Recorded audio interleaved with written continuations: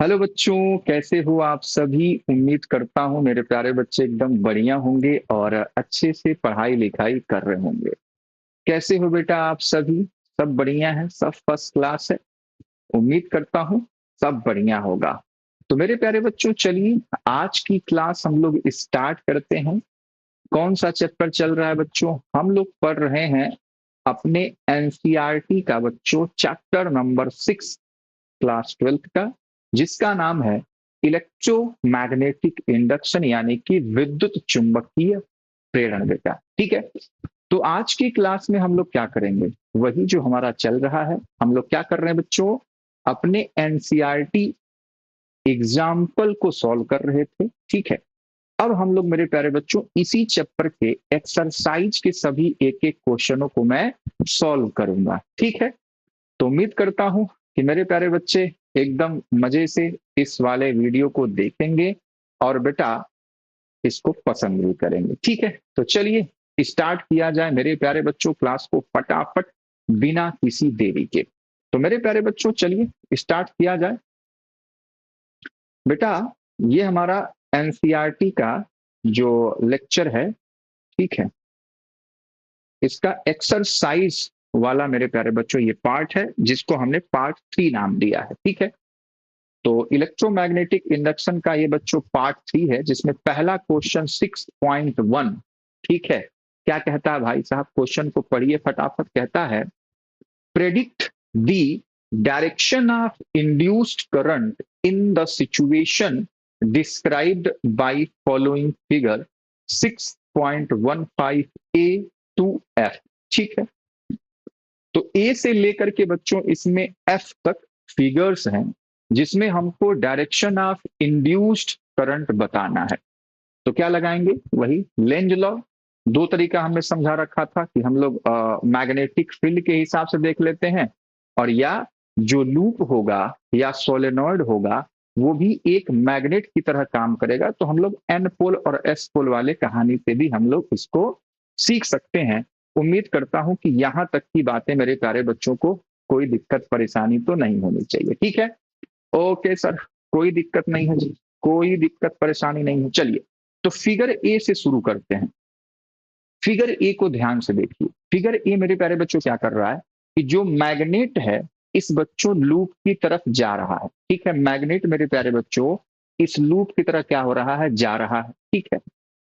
तो बेटा यानी कि मैं कह दूं, मैं क्या कह दूं? मैं कह दूं कि भाई साहब अगर यहाँ पे इस तरफ यहाँ पे अगर एस पोल बन जाए तो जो हो रहा है उसका अपोज हो जाएगा। जो हो रहा है बेटा उसका क्या हो जाएगा? अपोज हो जाएगा। क्या इतनी बातें मेरे प्यारे बच्चों को क्लियर हो रही भाई साहब? कि अगर ये मैग्नेट बेटा इसकी तरफ जा रहा है तो यहाँ पे अगर एस पोल बन जाएगा तो मेरे प्यारे बच्चों हमारा काम आसान हो गया कि भाई जो हो रहा था उसका अपोज हो गया। यही बच्चों क्या कहते थे? यही तो कहते थे हमारे लेंज साहब। ठीक है। जो हो रहा है उसका क्या करना है बेटा? अपोज करना है, अपोज करना है। तो अब बता दो, ये जो हमारे पास सोलेनॉइड है, इधर से हम लोग देखेंगे जिधर से हम लोग मैग्नेट को ले जा रहे हैं। ठीक है। तो अगर बच्चे करंट हमारे हिसाब से क्या होगी? क्लॉकवाइज होगी। क्या बच्चों? क्लॉकवाइज। तो क्या हो जाएगा? तभी ये एस पोल बनेगा, क्योंकि एस पोल पास आ रहा है।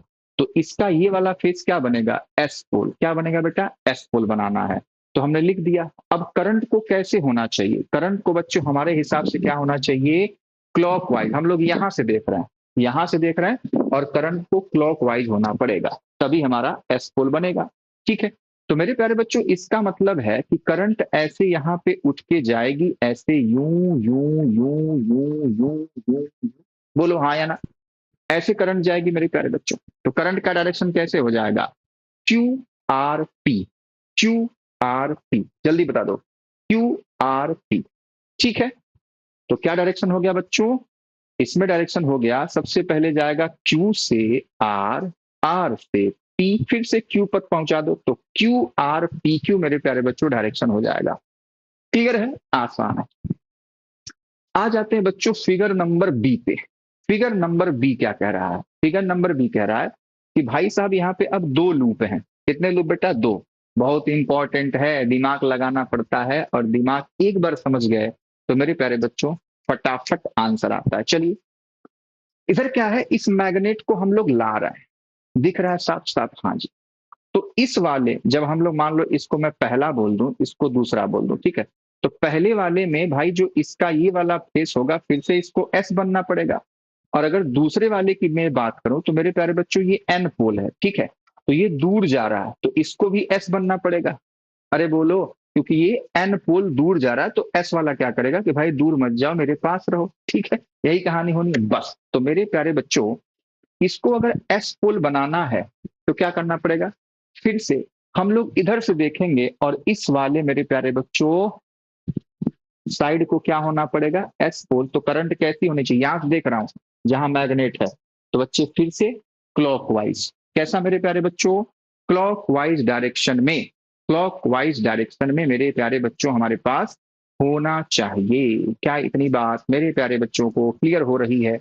तो कैसे करेंगे बच्चा लोग कि भाई साहब, अगर ऐसे करंट यहाँ पे ऊपर चढ़ेगी, ठीक है, तभी तो ऐसा होगा, मतलब यहां से करंट ऐसे गई, यहां से ऐसे आई, ऐसे आई, तो मेरे प्यारे बच्चों यहाँ पे जो डायरेक्शन हो जाएगा क्या हो जाएगा, P R Q, P R Q, और फिर से पी लिख लो, P R Q and P. Clear है? करंट ऐसे चढ़ाओगे तभी तो क्लॉकवाइज होगा। हाँ सर।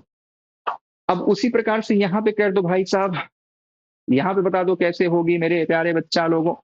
तो अगर ये एस पोल है तो यहाँ पे एन पोल बनना पड़ेगा, यहाँ पे बच्चों एन पोल बनना पड़ेगा, तो यहां से कैसे करंट होगी, एंटी क्लॉकवाइज। कैसे मेरे प्यारे बच्चों, एंटी क्लॉकवाइज, ठीक है। तो यहां से करंट मेरे प्यारे बच्चों ऐसे उतरेगी, ठीक है, और यहाँ पे ऐसे आएगी, यहाँ पे ऐसे आएगी, यहाँ पे ऐसे आएगी, ठीक है।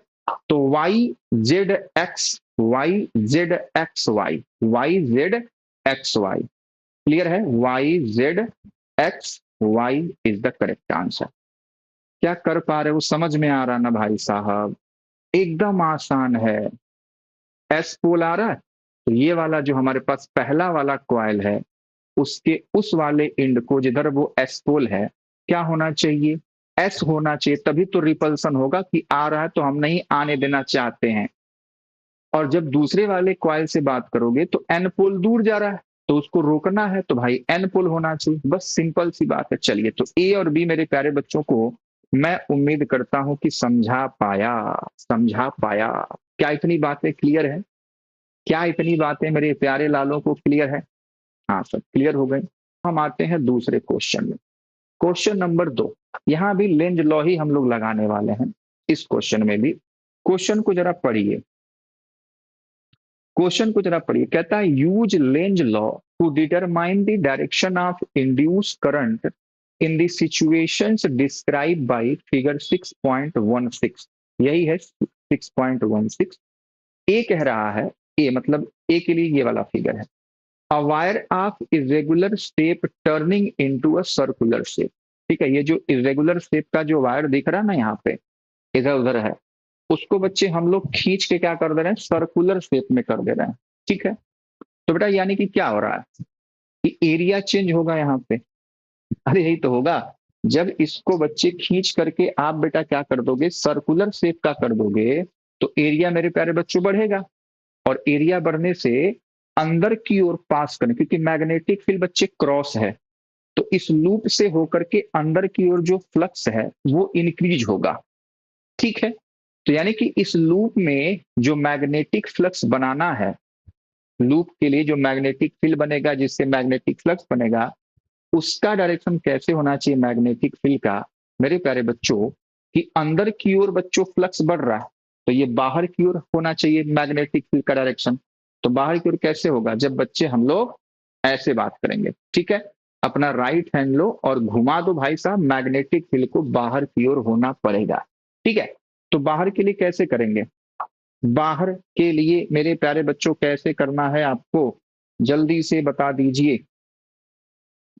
तो बाहर के लिए ऐसे घुमाना पड़ेगा।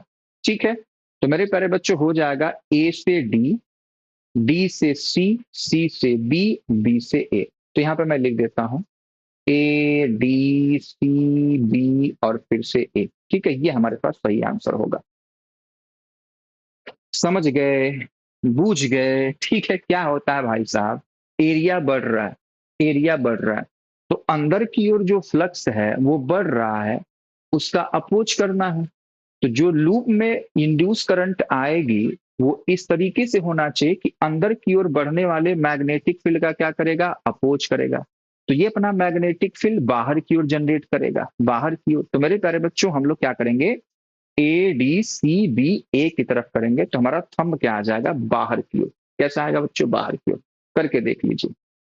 जब तक कॉपी पेन लेकर के ऐसा डायग्राम बना करके आप बेटा खुद अपने हाथों को ऐसे घुमाओगे नहीं, ठीक है, तब तक क्वेश्चन पल्ले नहीं पड़ेगा। तब तक ऐसे ही रोहित सर को आप देखते रहिए और फील लेते रहिए, ठीक है। बात समझ में आ रही है, बात समझ में आ रही है। तब तक आप ऐसे ही रोहित सर को देखते रहिए, फील लेते रहिए, क्योंकि आप आरडी सर की क्लास में हैं। चलो इस वाले क्वेश्चन को करते हैं, ठीक है। इसका बी नंबर कह रहा है a circular loop being deform into a narrow straight wire. कि भाई साहब इसको हम क्या करें, सिंक करके दबा करके बच्चों एक पतला वायर बना दें, ठीक है। तब क्या होगा, जल्दी बता दो, जल्दी बता दो बेटा, तब क्या होगा। तो यानी कि जब हम इसको सिंक करेंगे, दबाएंगे, तो बेटा एक पतला वायर ऐसा बनेगा। तो यानी कि एरिया यहाँ पे आप कम कर रहे हो, और यहाँ पे मैग्नेटिक फील्ड का डायरेक्शन कैसा दिखाया गया है, डॉट डॉट। मैग्नेटिक फील्ड मेरे प्यारे बच्चों कैसे है, आउटवर्ड, ठीक है, बाहर की ओर है। तो यानी कि बाहर की ओर मैग्नेटिक फील्ड या मैग्नेटिक फ्लक्स कह दो, इस लूप से होकर के गुजरने वाला फ्लक्स घट रहा है, घट रहा है। तो इस लूप में इंड्यूस करंट ऐसी होनी चाहिए, इस डायरेक्शन में होना चाहिए कि बाहर की ओर घटते हुए मैग्नेटिक फ्लक्स का क्या करे, अपोज करेगा, अपोज करेगा भाई साहब, लेंज लॉ कहते हैं। तो करवाओ अपोज। कि कैसे करंट को फ्लो करवाओगे कि मेरे प्यारे बच्चों जो डायरेक्शन होगा वो मेरे प्यारे बच्चों आउटवर्ड ही आना चाहिए, आउट ऑफ द पेज ही आना चाहिए, घट रहा है। तो घटने का उसका साथ दे दो, उसका साथ दे दो भाई साहब, ठीक है। तो मेरे प्यारे बच्चों जो करंट होनी चाहिए वो ऐसे होना चाहिए। ए देखो यहाँ पे लिखा गया है कि मतलब इसको मैं अगर मैं बना दूं आपके लिए ना, एक सेकेंड बनाता हूं मैं। ये है, ये इसको समझो ऐसे, ऐसे है बेटा ये, ठीक है। और यहाँ पे इसकी वैल्यू वैल्यू लिखी गई है, तो आप इसको पढ़ सकते हैं भाई साहब। इसको थोड़ा सा और मैं पतला कर दूं, ऐसा है, समझ लो ऐसा ही जो बनाया गया, डॉटेड है इस फिगर में, डॉटेड है। तो हमको डायरेक्शन इसी के हिसाब से बनाना पड़ेगा, ठीक है। तो हमारे पास जो करंट होना चाहिए मेरे प्यारे बच्चों, बाहर करना ना भाई साहब, बाहर करना है। तो मेरे प्यारे बच्चों ए बी डैश ए, ना ना ना ना ना ना ना ना ना ना ना, बाहर, बाहर बच्चे बाहर,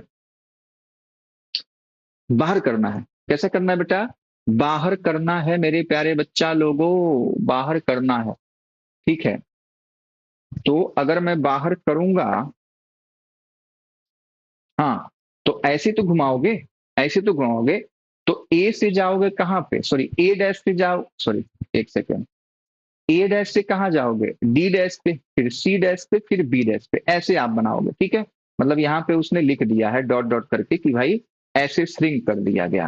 तो यहाँ पे मैं लिख सकता हूं ए डैश से जाएंगे हम लोग डी डैश, डी डैश से सी डैश, और सी डैश से बी डैश, ठीक है।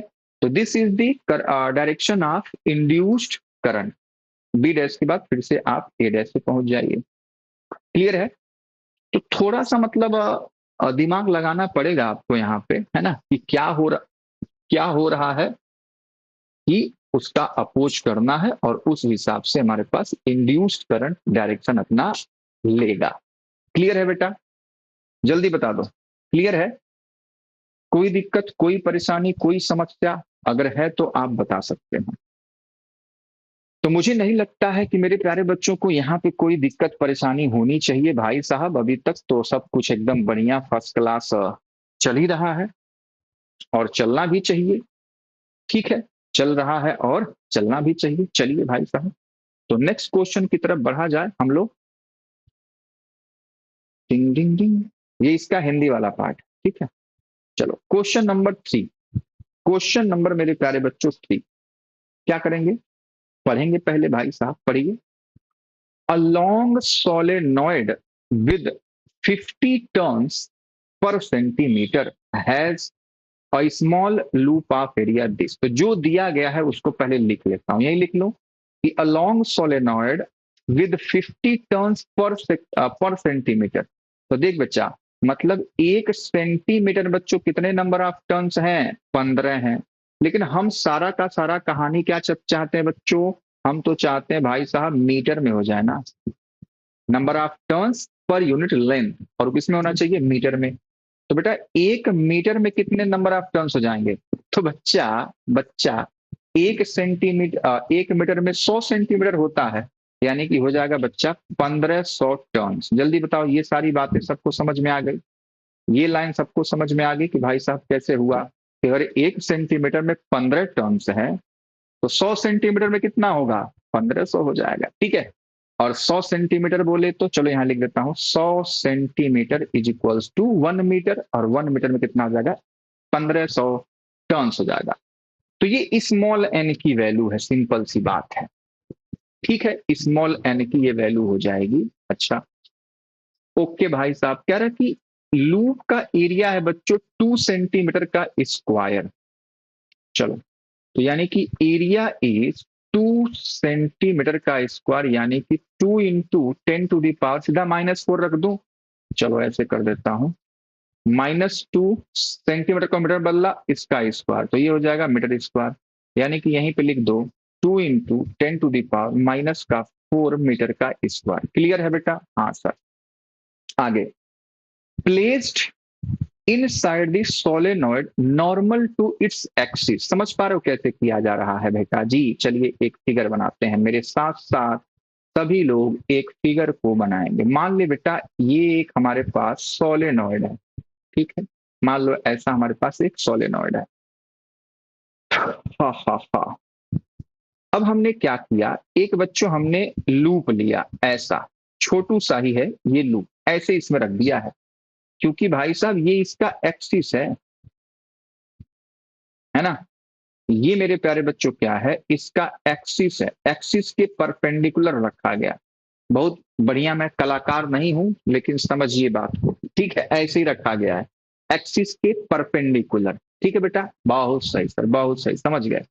चलिए आगे बढ़िए, तब जब समझ गए तो कह रहा है, if the current carried by solenoid changes steadily from 2 to 4 ampere in just 0.1 second. यानी कि मेरे प्यारे बच्चों यहाँ पे आपको I1 की वैल्यू गिवन है 2 एम्पियर एंड I2 की वैल्यू गिवन है 4 एम्पियर, और डेल्टा टी का समय दिया गया है मेरे पास, क्योंकि टाइम को हम हमेशा 0 से स्टार्ट करते हैं, तो वो दे दिया है 0.1 सेकेंड। तो दिस इज 0.1 सेकेंड। इतनी बात क्लियर है? हाँ सर, हाँ सर। इस फिगर को थोड़ा नीचे कर दूं? हाँ सर, हाँ सर। चलिए कर दिया हमने। क्लियर है बेटा ना? बढ़िया समझ में आना चाहिए, एकदम तरीके से, एकदम मजेदार तरीके से, एकदम धुआं धुआं हो जाना चाहिए। ठीक है, चलिए। तो एरिया हमारे पास दिया था, करंट I1 I2 दिया है, और डेल्टा टी समय दिया है, और जैसा क्वेश्चन में कहा हमने वैसा प्रयास किया है कि आपके लिए मैं फिगर बना दूं। ठीक है, तो ऐसा है बच्चों पूरी कहानी। चलिए जी भाई साहब, अब क्या कह रहा है? कह रहा है व्हाट इज दी, ओहो भाई साहब, कह रहा है what is the induced EMF in the loop while the current is changing. ठीक है भाई साहब, तो इस लूप में मेरे प्यारे बच्चों इंड्यूस्ड ईएमएफ आपको बताना है। Induced EMF in this loop, in this loop, ठीक है, इसमें बच्चों इंड्यूस्ड ईएमएफ आपको बता देना है, ई इंड्यूस्ड। ठीक है, ये आपको क्या करना है? कैलकुलेट करना है भाई साहब, भाई साहब। ये आ जाए, जल्दी बताइए। तो सबसे पहले क्या होगा? सबसे पहले क्या होगा कि मेरे प्यारे बच्चों यहाँ पे इंड्यूस्ड ईएमएफ, मैग्नेटिक फील्ड किसका होगा? सोलेनॉइड का। B equals to mu not N I. ठीक है, तो चलो करते हैं। चलिए मेरे प्यारे बच्चों करते हैं कि भाई साहब हम लोग निकालेंगे ई की value. E is what? E is D phi B by D T, बोलो हाँ या ना। हम केवल मैग्नीट्यूड में इंटरेस्ट रखते हैं। We only interested in magnitude of EMF. ठीक है, हम उलूल जुलूल की बातें नहीं करेंगे। चलिए, तो ये मेरे प्यारे बच्चों क्या हो जाएगा, this will be D by D T, और मेरे प्यारे बच्चों ये हो जाएगा बी ए कॉस थीटा, रख लो। Okay sir. तो हमारे पास, अच्छा बता कॉस्ट का क्या होगा, मेरे पास जो लूप है, अगर हमारे पास करंट मान लो ऐसे हमने फ्लो करवा दिया, इधर मैग्नेटिक फील्ड हो जाएगी, उधर ही मेरे प्यारे बच्चों लूप का एरिया भी रहेगा। ठीक है, तो बेटा 0 डिग्री हम लोग यहाँ पे ले लेंगे। ठीक है, तो यानी कि हम लोग फॉर्मूले में रखेंगे डी बाई डी टी, और ये हो जाएगा बी इंटू ए, बी इंटू ए। ओके सर, ओके मेरे प्यारे बच्चों। चलिए, इसको क्या लिखेंगे भाई साहब, बी अब डालो, बी डालो, बी की क्या वैल्यू है, बी की वैल्यू होनी चाहिए mu not small N into I into A. हाँ सर, बढ़िया है सर, फर्स्ट क्लास है सर। चलिए, तो बेटा अब बता, म्यू नॉट बाहर आ जाएगा, हाँ सर, एन भी बाहर आ जाएगा, एरिया भी बाहर आ जाएगा, क्योंकि एरिया तो फिक्स है, लेकिन भाई साहब जो करंट है ना वो चेंज हो रहा है, तो D I by D T. अब यहां पे मैं delta I by delta T भी लिख सकता था, कोई दिक्कत परेशानी नहीं है, लेकिन हम लोग मान लो ऐसे लिख लिए, बात समझ में आई। अब मेरे प्यारे बच्चों रख लो सारी वैल्यू, सारी वैल्यू हम लोग रख लेते हैं। तो यहाँ पे हमारे पास ई की वैल्यू क्या हो जाएगी, म्यू नॉट की वैल्यू डालो, क्या होता है, म्यू नॉट की वैल्यू बेटा क्या होती है, म्यू नॉट बाई 4 पाई होता है 10⁻⁻⁷। तो ये हो जाएगा 4 पाई इंटू 10⁻⁻⁷। ठीक है ना, बात समझ में आई। चलो, एन की वैल्यू क्या होगी, एन की वैल्यू क्या है बच्चा, 1500, 1500 है। और एरिया क्या है भाई साहब, एरिया हमारे पास है 10⁻⁻⁴, सॉरी 2 इंटू 10⁻⁻⁴। और D I by D T क्या है भैया, क्या है भैया, D I by D T, D I मेरे बच्चों क्या हो जाएगा, देख डेल्टा आई यही निकाल ले, डेल्टा आई हमारे पास क्या हो जाएगा 4 - 2 यानी कि 2 एम्पियर, I2 - I1, और डेल्टा टी हमारे पास क्या है 0.1 सेकेंड। ठीक है, तो भाई इसको रख लेंगे 2 इंटू 0.1। ठीक है, हाँ सर, बढ़िया है सर। चलिए सर, तो अब मेरे प्यारे बच्चों क्या हुआ, हमको मिल गया भाई साहब 4 पाई इंटू 10⁻⁻⁷ इंटू 1500 इंटू, अरे इंटू 2 इंटू 10⁻⁻⁴, 2 इंटू 10⁻⁻⁴, एंड ये इसको मैं क्या लिख दूं, 2 इंटू 10⁻⁻⁻1 लिख देता हूं, इसको 2 इंटू 10⁻⁻⁻1 लिख देता हूं, जो नीचे वाला 0.1 था। ठीक है, हाँ सर, तो एप्सिलॉन की वैल्यू, सॉरी ई की वैल्यू अब क्या बनेगी, ई विल बी, सभी पावर्स को एक तरफ, सभी वैल्यू को एक तरफ कर लो। ठीक है, तो अब हम लोग कट्टी पिट्टी भी करेंगे, ये 4 हो गया, ये 3.14 हो गया, और ये 15 हो गया, और ये 2 हो गया, और ये 2 हो गया। अब पावर्स को गिनो भाई, इसका -7 पावर है, इसके पास +2 पावर है, किसके पास, इसके पास, इसका और इसकी कहानी खत्म हुई। इसका -4 पावर है, इसका -1 पावर है।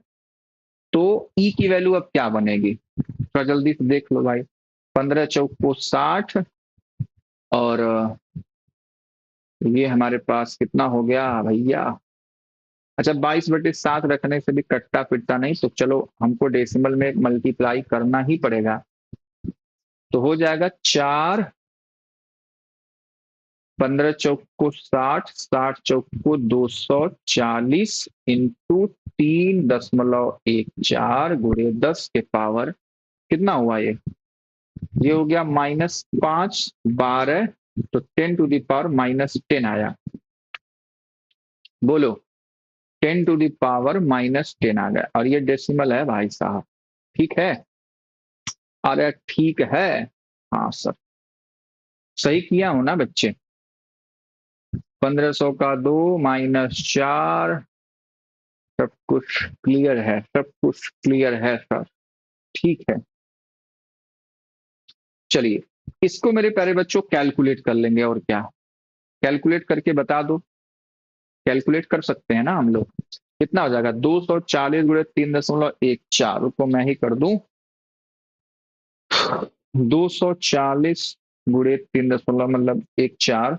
बेटा फाइनल आंसर आपका आएगा 7.54 इंटू 10⁻⁻6 वोल्ट, ठीक है? करके देख लीजिएगा।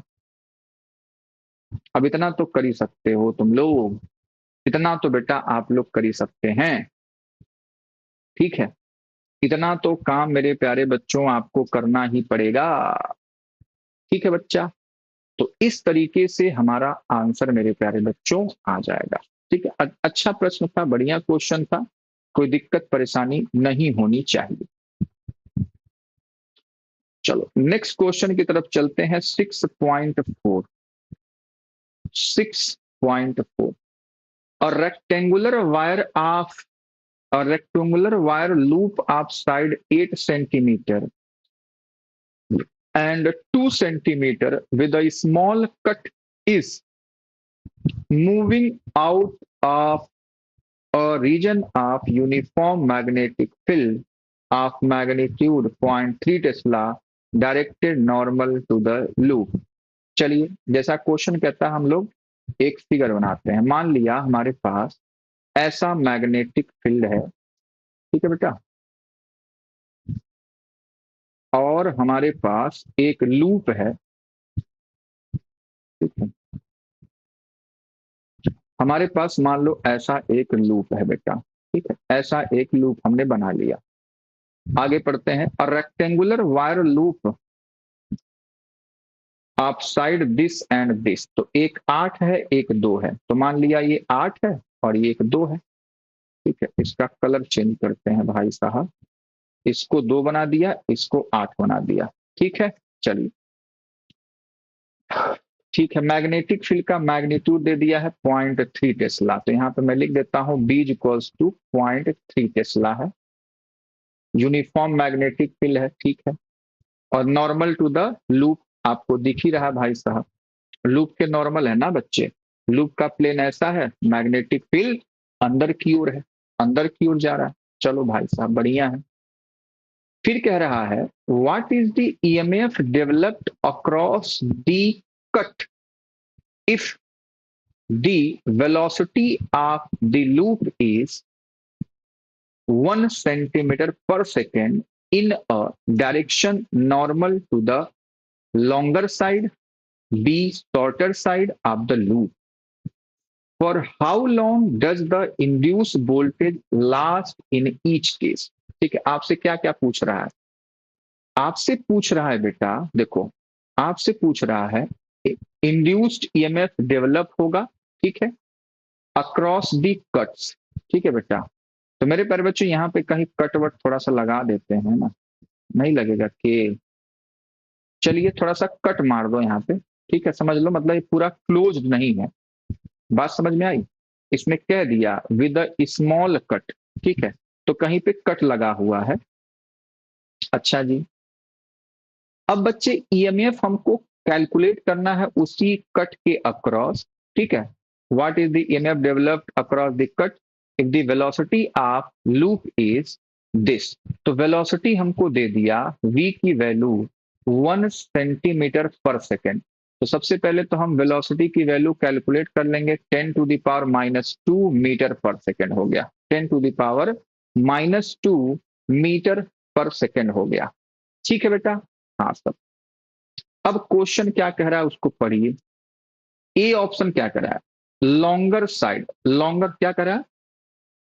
हाँ ठीक है, इतने से। फिर longer side, if the velocity of loop is this in the direction normal to the longer, यानी कि बेटा अगर हमारे पास, कहने का मतलब समझो बात को क्या कह रहा है, कि अगर मेरे प्यारे लालो, अगर मेरे प्यारे लालो इसको बेटा एक बार ऐसे मतलब लेके जाए इसके परपेंडिकुलर, तब क्या होगा, और एक बार मेरे प्यारे बच्चों शॉर्टर साइड, तो इसको हम लोग किसी और कलर से कर लेते हैं, मान लो रेड से, अगर हम लोग ऐसे लेके जाएं तब मेरे प्यारे बच्चों क्या होगा, ये कहानी आपसे कह रहा है।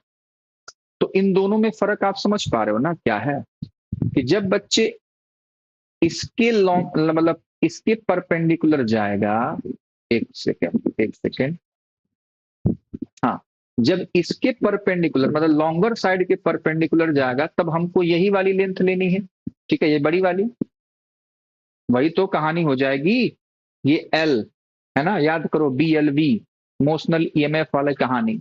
और जब इस वाले को ले जाएगा तो बच्चों हमको ये वाला एल मिलेगा, ठीक है, बस ये फर्क है यहाँ पे, कि जब ऊपर ले जाएगा तो हमारे लिए जो इफेक्टिव लेंथ होगी वो क्या होगी, वो मेरे प्यारे बच्चों ये जो लॉन्गर साइड है वो हो जाएगी। और जब ऐसे ले जाएगा तो मेरे प्यारे बच्चों ये 2 सेंटीमीटर हमारे लिए इफेक्टिव लेंथ हो जाएगी, जो फॉर्मूला हमारे पास BLV है। सिंपल सी बात ये है, क्लियर है। चलिए, तो बच्चे ए ऑप्शन को कैलकुलेट करना है हमको, तो हम लोग इंड्यूस्ड ईएमएफ लगाएंगे इज इक्वल्स टू BLV, ठीक है। बी की वैल्यू बेटा क्या है, बी की वैल्यू मेरे प्यारे बच्चों क्या है, बी की वैल्यू बेटा क्या है, कर सकते हो, कर सकते हो कि नहीं कर सकते हो, बी की वैल्यू 0.3 टेस्ला, ठीक है, बी की वैल्यू है मेरे प्यारे बच्चों 0.3 टेस्ला। एल की वैल्यू अब क्या लोगे, ये 8 सेंटीमीटर, तो 8 × 10⁻², और बी की वैल्यू है बच्चों 10⁻², ऑलरेडी सब कुछ हम लोग SI यूनिट में रख रहे हैं। तो बेटा अब फटाफट कैलकुलेशन कर दो, तो ये हो जाएगा 2.4 इंटू 10⁻⁻4, और इसको बोल्ट रख लो, ठीक है, या इसको पॉइंट सॉरी हाँ 0.24 इंटू 10⁻³ हो जाएगा, तो वो मिली वोल्ट हो जाएगा। आप उसको वैसे रख सकते हो, कोई दिक्कत वाली बात नहीं, मतलब ये आंसर हमारे पास आ जाएगा ए का, ठीक है। अब जब ऐसा होगा तो फिर ये कह रहा है कि भाई जो ये EMF आएगा ना, how long does the induced voltage last in each case, यानी कि बच्चों ये जो इंड्यूस्ड EMF 2.4 इंटू 10⁻⁻4 वोल्ट आया है वो कितने टाइम तक इसमें रहेगा, इसकी बात है, ठीक है। तो कहने का मतलब वही कि भाई जब इसको आप बाहर लेके चले जाओगे, ठीक है, तो वही होगा, तो यानी कि कितनी डिस्टेंस मेरे प्यारे बच्चों, यही जो हमारे पास 2 सेंटीमीटर हम लोग चलाएंगे ना भाई साहब, उसको कितना चलाएंगे, 2 सेंटीमीटर, तो टाइम क्या हो जाएगा, डिस्टेंस बाई उसकी स्पीड, सिंपल सी बात है, कि क्या उसकी स्पीड है और क्या मेरे प्यारे बच्चों डिस्टेंस है, ठीक है।